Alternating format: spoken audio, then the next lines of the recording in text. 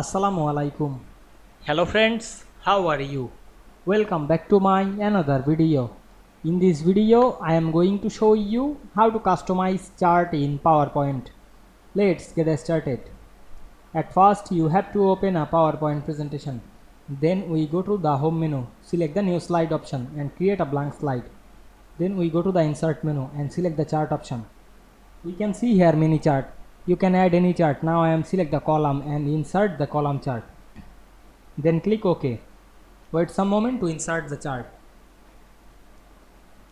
Now we can see we insert a column chart. Now we want to customize the chart. At first select the chart. Go to the chart design menu.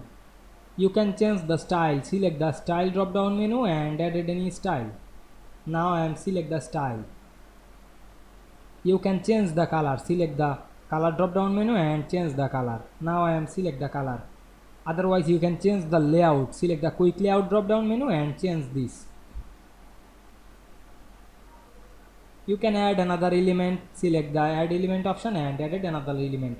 Now I am change the chart title. Click inside the text box and write chart title.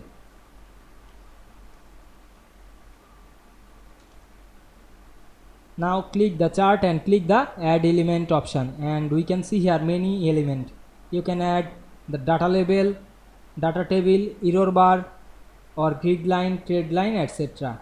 Now I am add the trade line. You can remove the trade line or add this. Now we can see we customize the chart easily. I hope you enjoyed the video. Please like, comment, share and subscribe my channel. Thanks for watching.